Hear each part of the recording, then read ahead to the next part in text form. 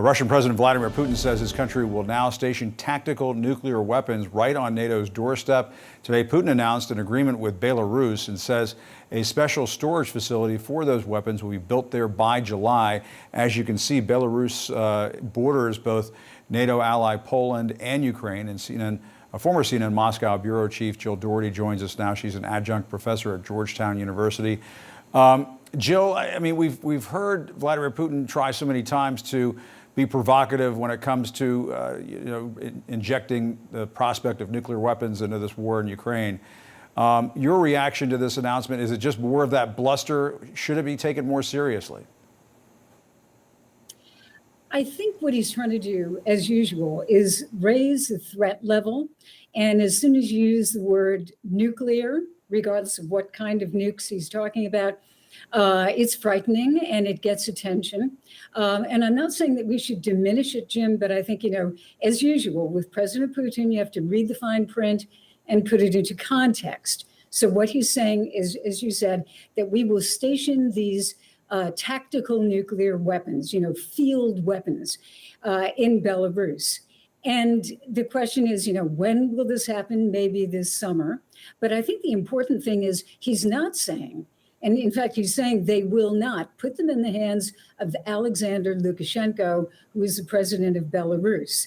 And that could be a problem. He is keeping control, he says, in the hands of himself, obviously, and Russia in general. So I do think that in all of these things, as soon as you kind of begin upping the ante when you're talking about nuclear weapons, it's provocative, sometimes dangerous, but I do not think that, it's a panic time or anything like that. It's Putin trying to escalate because he has problems.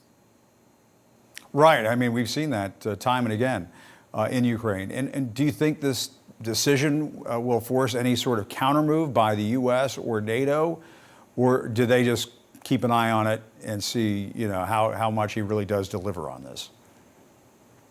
Well, don't forget that the United States itself has tactical nuclear weapons in Europe.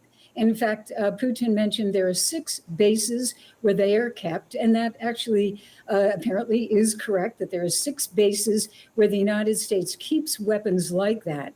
But they are really under control of the U.S. Air Force, and they are on bases. They're not just spread all over the place. So is Putin saying, and very much we've seen this, Jim, in the Ukraine war, you're doing something, it's our turn, we're going to do it. But again, it does up the ante, and if you have more nuclear weapons there, and then also I think it raises a real question of why is Lukashenko even agreeing to this? This is something he gave up, nuclear weapons. Ukraine, Belarus, they all gave them up back in the early 90s. Why does he want any type of nuclear weapon back? Right. I mean, and Jill, I was just about to ask you that. I mean, Belarus has had no nuclear weapons in its territory since the early 1990s. That in and of itself does present an escalation. I mean, whether you want to call this a Cold War between the U.S. and Russia, I mean, it is, it's provocative. It's provocative, and it's also, I think, a sign of weakness, weakness by Putin, because one of the only things that he can do right now, let's look at his situation. He did not get a whole lot out of that meeting with the Chinese President Xi. He is now, the ICC has issued a warrant for his arrest as a war criminal.